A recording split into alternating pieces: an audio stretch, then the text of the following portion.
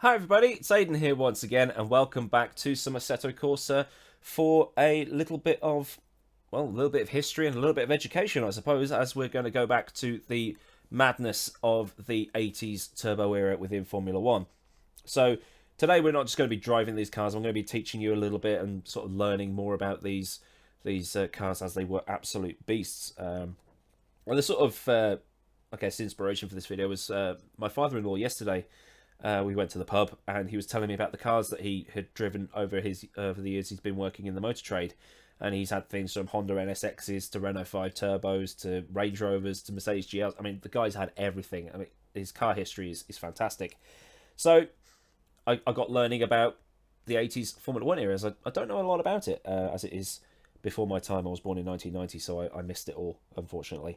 So this is the Lotus 98T, as driven by Ayrton Senna and Johnny Dumfries. And later on, we're actually going to drive the Mclaren Mp4, the 1988 all-dominant turbo-powered monster that was the last of the turbo era. So the turbo engine in the back of this Lotus is a Renault EF15B. It is a 1.5 litre, which is a 91 cubic inch Renault V6 engine that has been turbocharged. And it is claimed that the engine at its pinnacle increment, so at its most developed, was claimed to have produced in excess of 1,000 horsepower unrestricted boost pressure, making it one of the most powerful engines ever used in Formula One history. But I will point out that this was during qualifying, and teams were allowed to run unrestricted boost in qualifying to get maximum power output and do just phenomenally quick lap times, considering the level of safety that they had. Excuse me. Now, these unrestricted engines were very unreliable and would only last a couple of clean laps. Therefore, the 98T produced around 900 horsepower in race trim. Now, it is claimed that at their most powerful, the Renault in the back of this Lotus and the BMW engine that was back in the back of the Brabhams at the time was capable of producing around 12 to 1400 horsepower, which is an insane amount from an engine that's only got one turbocharger bolted to it. And now today we've got the V6 hybrids, and they're still nowhere near those figures. They're getting close, but they're nowhere near those figures. But anyway, I use the word claimed due to the fact that the test beds that these cars were running on stopped measuring at 1,000 horsepower and 4 bar of boost. And it is also claimed that these engines in qualifying trim were running 5.5 bar of boost. Now, if you're sat there thinking, what the hell is he on about? What is bar? I keep hearing about bar in these cars. What do you mean? Well, I'll try and break it down into a way that I understand, and hopefully that you understand as well. 1 bar is around, I think it's about 14.7 psi. Again, I'm British, so I flick between metric and imperial all the time because I'm weird. Bar is atmospheric pressure, essentially. 1 bar is atmospheric pressure at sea level. So places like Daytona Beach in the Netherlands, South Lincolnshire, or anywhere that is close to or at sea level will be running around 1 bar of pressure. So it's just a standard, really. A nice round number to kick off with. Now, while putting extra boost pressure through an engine was new to road cars and to sports cars at the time, aeroplanes have been doing it for years. Now, if you look at the World War II fighters like the Spitfire, the Hurricane, maybe even the Lancaster Bomber, the B-29, those things, they all use supercharged engines, which put a bit more power through or a bit more air through the engine to allow it to do the suck, squeeze, bang, blow system of engine combustion. And it allowed them to fly at high altitudes quickly because the engine was having to work as hard to be able to do the combustion. So I hope that's put it into a way that's easy to understand. Now, if we look at 0 bar of turbo boost, the engine is running as it would if it was a naturally aspirated engine. Then if you use 1 bar of turbo boost, you're essentially doubling the pressure that's going through the engine when it does, excuse me, suck, squeeze, bang, blow. So as it does the suck, it's got 2 atmospheric pressures, or 2 sea level atmospheric pressures going into the engine, which in effect, in theory, doubles the horsepower. It doesn't actually double the horsepower because you've got to take into account your fuel flow and the actual amount of air that's going in. Yes, so this is this is all very complicated. Excuse me, I've got a very tickly throat tonight. Right. So imagine how powerful 5.5 bar is going to be. And with that, the engines were only good for 2 laps or so, because not only were the qualifying specific tyres of the time not lasting that long, but the sheer amount of pressure, which would be 5.5 times the amount of air that should have been going through the engine, was making them explode. They were eating themselves alive. So in response to these insane turbo pressures that had been creeping up over the last few years, the FIA said, right, no more refueling, to force the teams to run lower boost pressures to make the cars last to the end of the race without using up all their fuel. At races such as Hockenheim, where the vast majority of the lap was at full throttle, drivers tended to retire with engine explosions and what we'd call fuel levels incompatible with racing. Now, it must be pointed out that in 1986, quantity, I can't read, was restricted to 195 litres per race, which was actually down on the 220 that they were using the previous year, because they were still too quick and still too powerful. Also, following this year, this is 1986, naturally aspirated engines were permitted again, as naturally aspirated engines were cheaper to run than turbocharged ones. So remember, this is the 80s, and it was all new to road cars and to sports cars and things like that. Although 1986, I can imagine my dad driving around North Birmingham, around the telephone exchanges, listening to Peace Sells But Who's Buying by Megadeth. Actually, no, that is something he would never do. But anyway, we're going to go out to Spa, as it's the Belgian Grand Prix this weekend, and this video is going to go up on Friday. So qualifying is tomorrow. Formula One is back. And after we've driven the 98T around, we're going to drive VRC's Mclaren Mp4 as well. So, and I'll do like a mini mod review within that as well. So, yep, come on and join me in Belgium so we can see how mad these cars actually were. Right, guys, welcome to Spa. We've got the Lotus sitting driverless at the minute, which is a little bit weird, but what I'm going to do here is I'm worried about the Kemmel straight, so I'm just going to put that up one. Tyres, we've got the qualifying compounds, but I'm just going to leave it on softs because reasons. We're going to put about 50 litres of fuel in.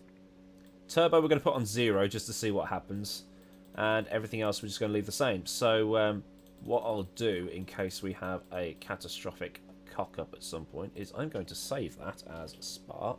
No, I've got to specify a name, come on. Spa. Save. And we've got the gear and rev indicator and speed for references. Shall I... Yeah, we'll put that there. And I've got my pedals, so you can see my inputs. Now I'm just going to get comfortable in my seat. Pluck first gear. And away we go. Now, this car would not have had a speed limiter in 1987. No, sorry, 1986.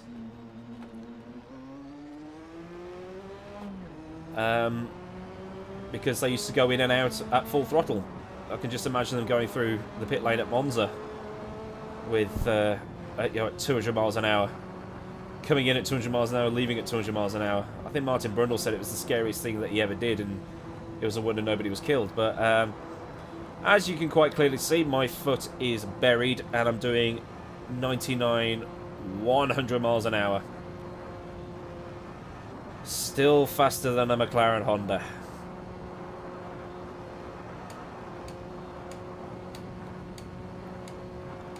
Mum, are we there yet?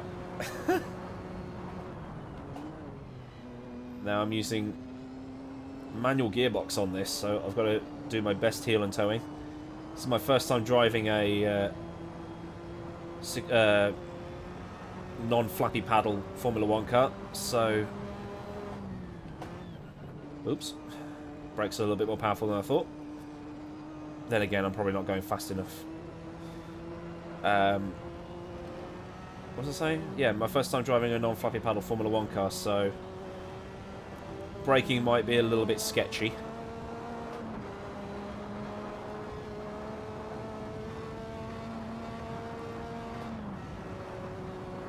Yeah, flat out through poo on.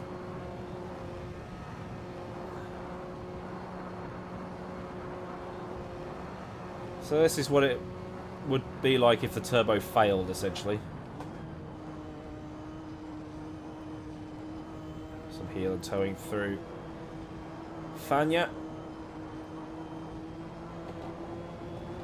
I suppose this is a good way of learning the car. As we're going to be going in increments. We're not going to go like 10, 20, 30, 40. No, we're not going to do that because we'll be here all day. So let's just... Oh, there we go. That was noticeable.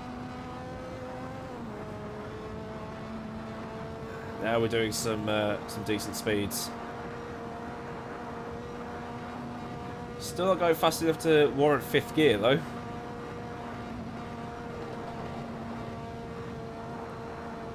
As we come out of La Source, we will...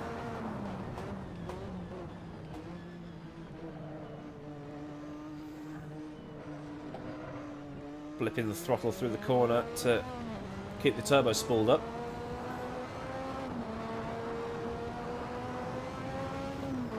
%. Definitely got a bit more boost now. Whoa.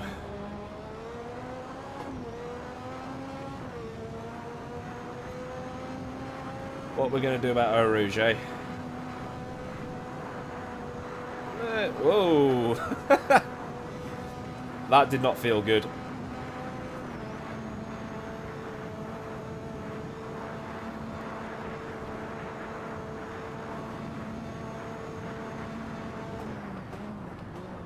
So the turbo basically gave up halfway down there.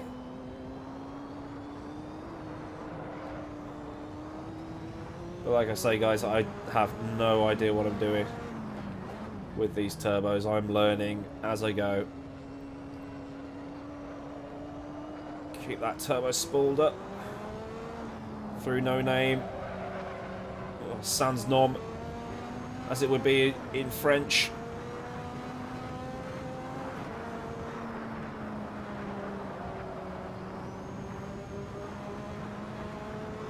Let's get some more boost. 70%. This is probably what they've been running in the race.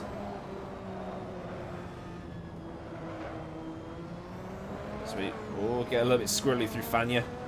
I can't use and abuse it like I had been. Can't just stamp on the throttle. Bit of understeer coming out through Stavolo.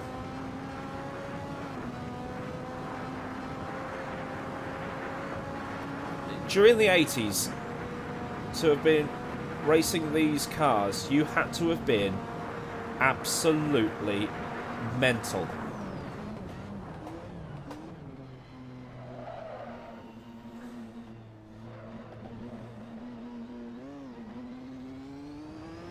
Oh, there's the turbo lag.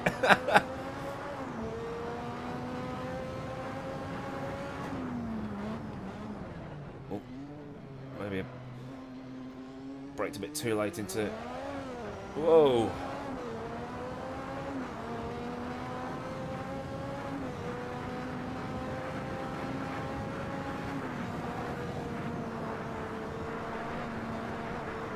Didn't even turn. Okay. 100%. Let's go. Good God.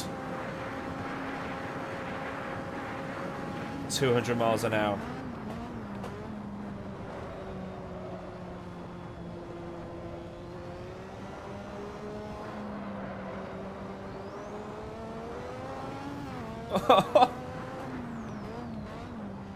Right, now we're going to do that thing that Senna used to, just blip the throttle.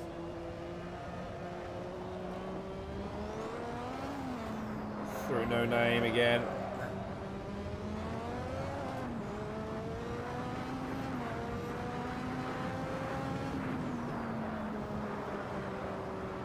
Bloody hell. This is scary.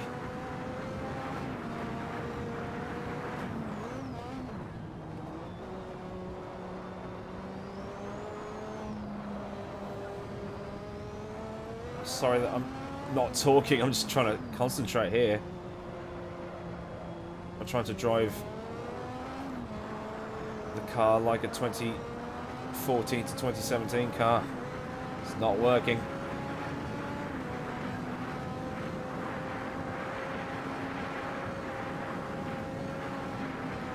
Lifting through Blanchimont, that's how terrified I am.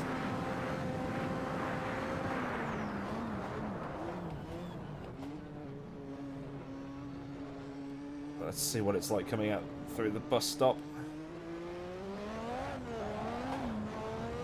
That turbo lag, it's just... You've got nothing, everything! Oh shit, I've got to change gear. It's like driving a diesel.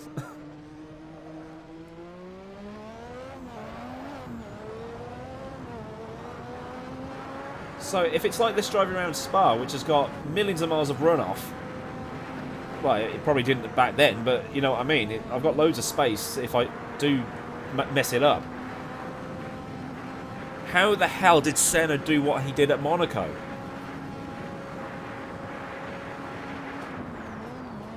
I guess maybe he was just that good.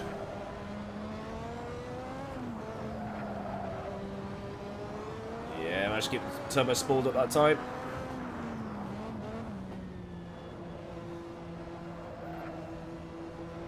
We're on default setup, remember I only changed the fuel levels, moved the gears one click across, and that's it really.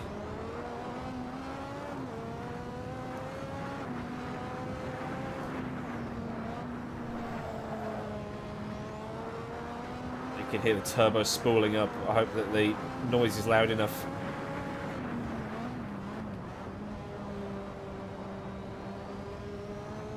Also turn the damage off. I probably shouldn't have really, because this engine would have exploded by now. We're back down to 80. It's a little bit safer to drive now.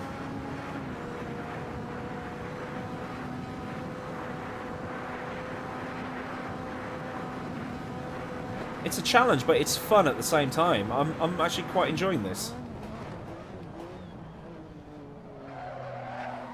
Oh, I've ran out of talent, guys. Sorry. Okay, let's. I just want to try something.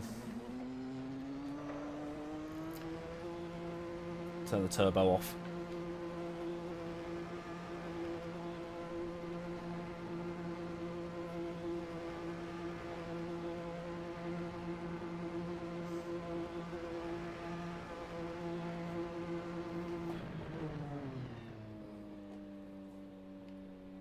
Right.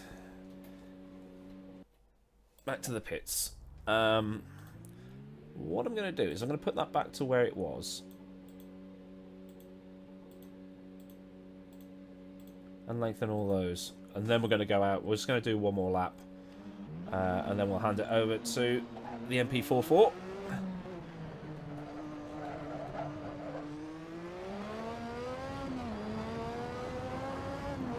I might put some cheesy 80s synth pop over the top of this video at some point. I don't know yet.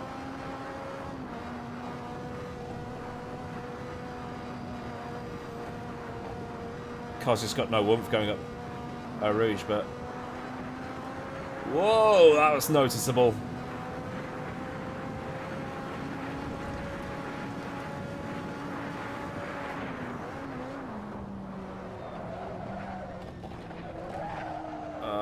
No, I'm trying to drive the car too hard too soon. There's just...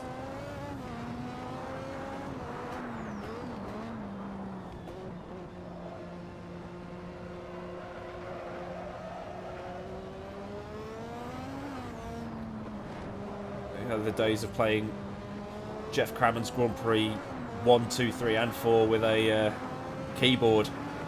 I'm used to having to feather the throttle through the corner.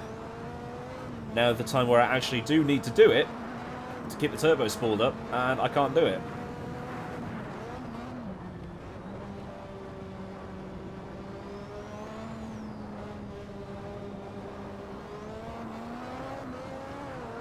Back end just wants to go on me. Stavalo now.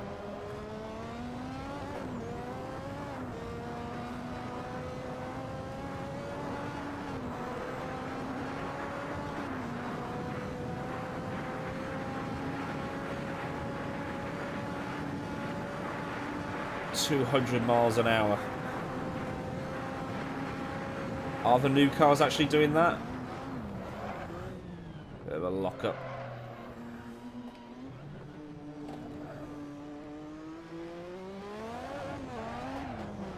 Oops.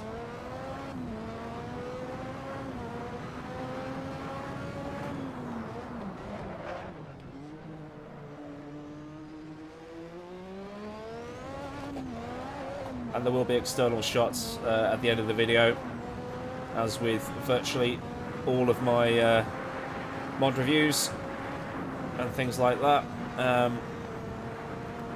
The only one that didn't was the Williams video that I did on Wednesday.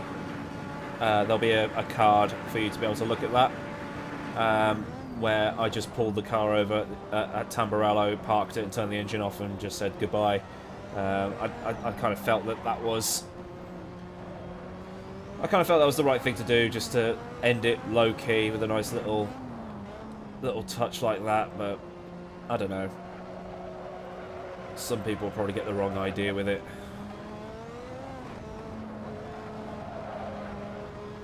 Through Sans Nom for the final time in this car.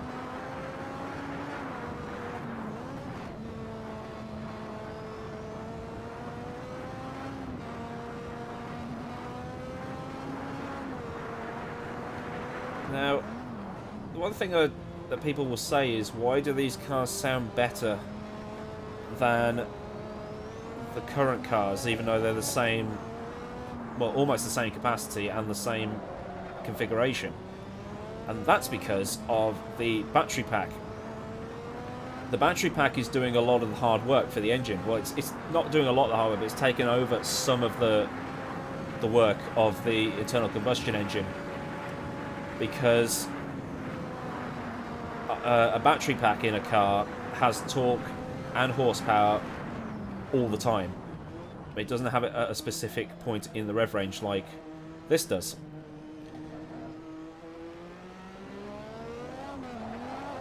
And that's why they're not as loud. And I think this only has one turbo. The newer cars have two turbos.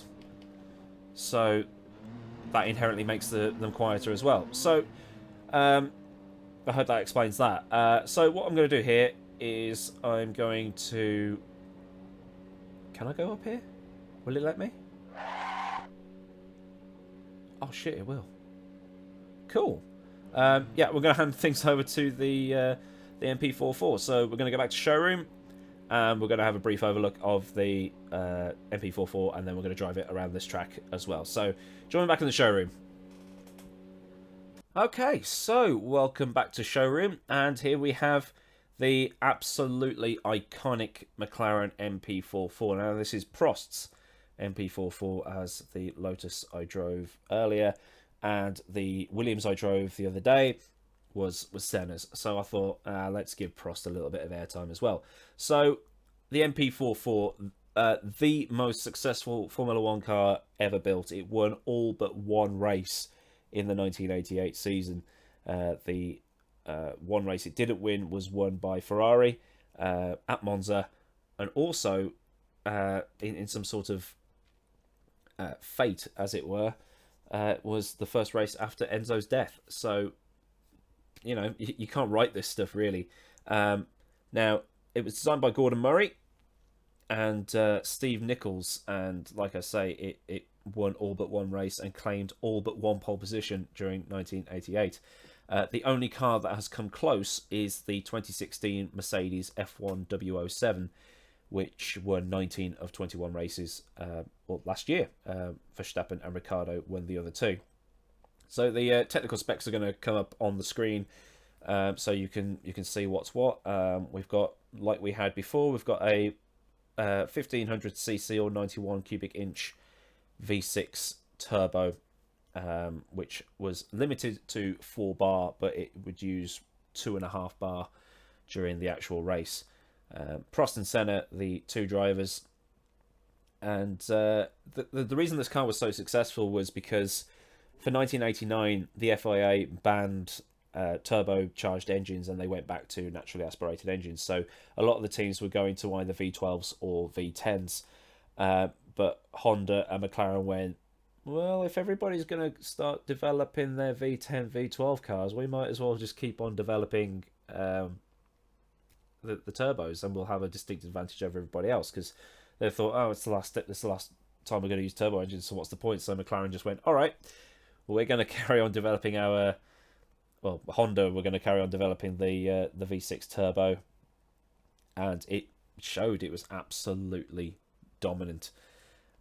So I'm just flicking through the statistics here. I'll put a picture of the engine up as well, because it's a really cool looking engine, if you're into that kind of thing.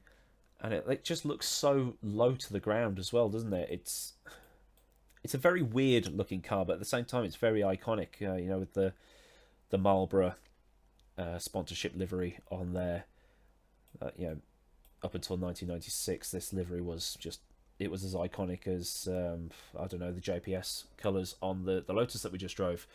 But you know, it's all here. And VRC, I mean, I when I do a VRC review, I'm always very happy with them. They are very, very good. And this this mod, unlike a lot of the other ones I review by VRC, is free to download. So go to the link in the description if you want to download this. And I hope it's as good as the other ones. So we just have a quick look around, and you know, even though this isn't a beta, I mean, the textures and everything just absolutely beautiful. And little details as well. We can see this. Let me just put this on stop a second. We've got the exhausts and the rain light and these cables. I think these are the hydraulic linkages and things like that. But you know, I'm not an engineer. I don't really know. And how well packaged the rear end is as well, because on a modern Formula One car, you know, all this bodywork isn't really here. It's just blank, and that's to cut on the engine horsepower and things like that. I'm just going to go and quickly have a look on the inside of Prost's car. A little bit more advanced than the Lotus we just drove. I think this car was one of the first to have a proper working fuel gauge, fuel flow meter, as the computerized systems weren't that advanced just yet. And look at that, we've got a gear stick down there on the bottom right. I've got my left and right confused there for a second, but it's just basic. And then we've got a boost button. That's the bit we're going to be looking for. So, yeah, I don't think there's a lot else to say about it. Although I will say that this car probably had a maximum of about 850 horsepower compared to the Lotus. A lot of people, I mean, like the Top Gear episode where Lewis Hamilton drove this car, said it was the last of the 1200 horsepower monsters, and it didn't have that much power. Speaking of when Lewis Hamilton drove it on Top Gear, there's a chassis log history here. The chassis numbers were numbered 1 to 6 and were used all throughout the year, and all 6 chassis still exist. So there is a chance you may get to see one. Number 1 is on display at the McLaren Technology Centre, as it would be. Number 3 is at the Donington Grand Prix exhibition at Donington Park in the UK.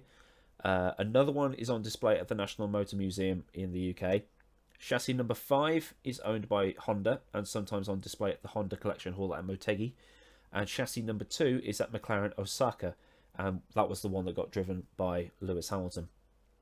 So that's pretty much it.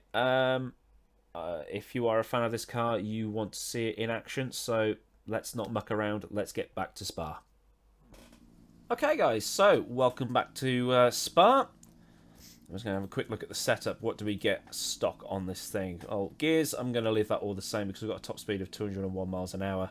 So these gears seem plenty long enough. Compound, I don't know what this means. E through to A. I'm just going to leave them on C. We'll put 30 litres of fuel in. We're not going to be here all day. Turbo, off. And we'll leave all this the same. But quite a detailed setup thing, as VRC likes to put in, which is really cool. Nice and realistic. Really good to really play with the setups from time to time. So without messing around too much, we're just going to get on with it. Like with the Lotus, we've got the pedals and we've got the gear and speed. I am feeling really exposed in this car, and I'm not even in it. But ooh, that is a very nice noise. Sluggish as hell as well without the...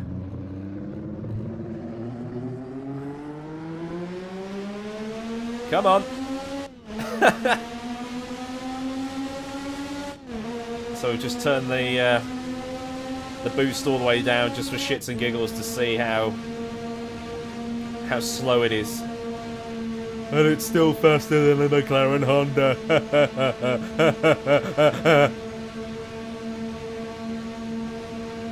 Alright, let's turn it up. Well, that's a noticeable improvement.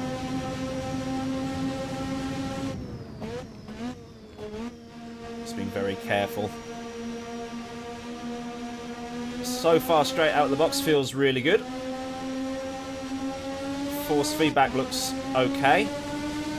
Force feedback feels great too. I'm feeling the bumps in the road, and it's not trying to shake the steering wheel out of my hands. Through No Name, Sans Nom, whatever you want to call it. That corner has become unofficially known as No Name now, hasn't it?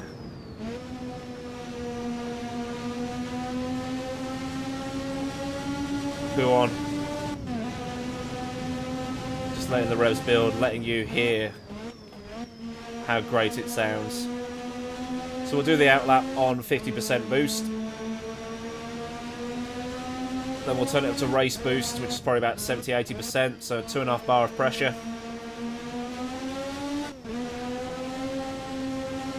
And then we'll put it up to 100% qualifying boost. Senna mode. And see what we can do. I'll probably lift off through Blanchimont and through Eau Rouge because the car will go from me. I just know it will. But we've run out of puff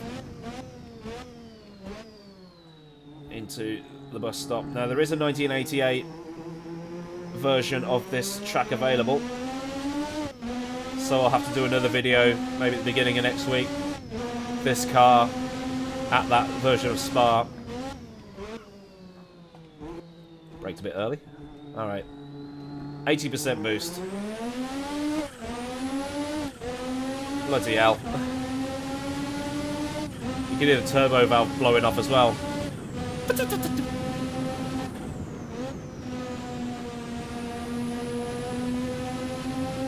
I ran out of balls.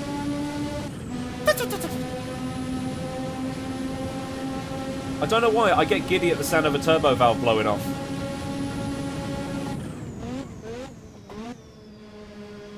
But, yeah, 80% boost, and we're going pretty quick now. I hope you can hear that noise coming through on the recording. Into Rivage. Sans Nom. Trying to do the Senna method of blipping the throttle through a corner to keep that turbo spooled up, because the turbo lag in these things, like I said, it's like driving a diesel. Just get nothing, nothing, nothing, everything. Oh, gotta change gear. And if you own a diesel manual, you'll know exactly what I'm talking about.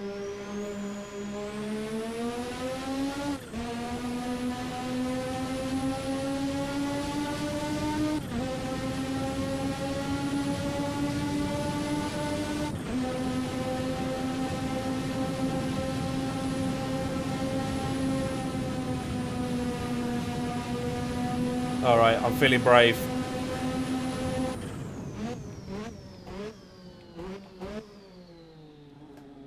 %. Let's blow the engine. Oh!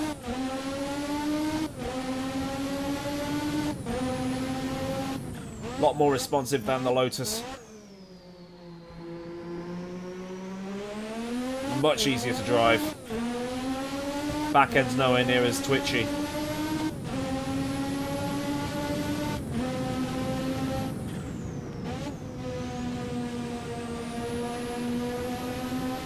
Ran out of bottle through Eau Rouge as well. Coming down the Camel Straight, will we hit 200 miles an hour on default setup? No, we're running out of straight at 190.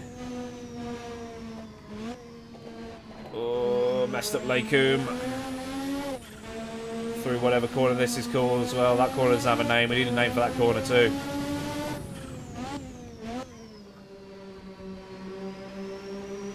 Rivage. Actually, no name has to be my favourite corner on the track. I don't know why. No name and poo on. Oh, no. We'll have to try that again, won't we? Got too greedy. But saying that, it was quite easy to save going through there as well.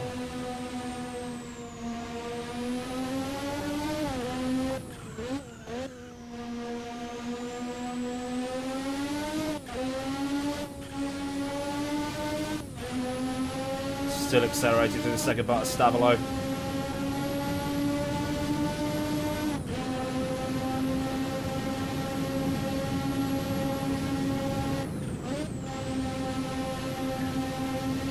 Wasn't brave enough to go flat. If I went through Pouon, then I was probably going to go there as well. Anyway, one more lap, guys. Let's do it.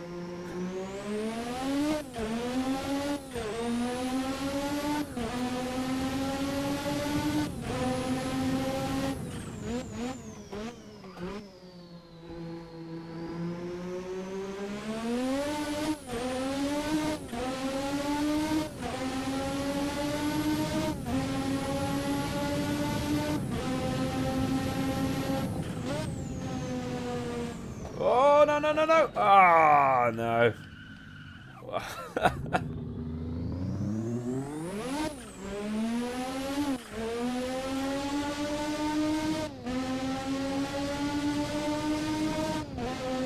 I went too hard. Got to remember I'm driving an older car. I don't have the luxuries of downforce like this thing did. Well, you know what I mean. I don't have the luxury of downforce in this that the newer cars do. But let's bring her back in. Should you download this car? Yes. If you are brand new to sim racing, you will find it a bit difficult.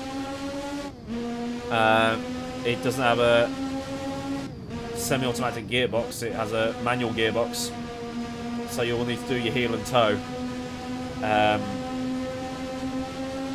It doesn't have anywhere near the amount of grip as a modern Formula 1 car, so that's something to take into consideration. And the turbo, just having the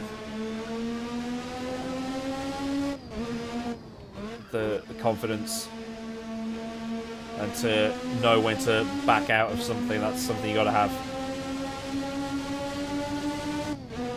But I suppose with the turbo pressure and how you can adjust it, you can sort of adapt. So do a lap, turn it up, do a lap, turn it up, do a lap, turn it up. But highly recommend this car. VRC, once again, a fantastic job. Please release the 2005 McLaren next. Thank you, VRC. And test session over. I will park up here and do the usual. thank you for watching, guys. If you enjoyed it, please hit that like button, and if you really enjoyed it and you're not already, please subscribe to my channel for more videos like this. Until next time, have a fantastic weekend wherever you live in the world. Enjoy the race, enjoy the Formula 1 this weekend, and I will see you again very, very soon. So until then, goodbye.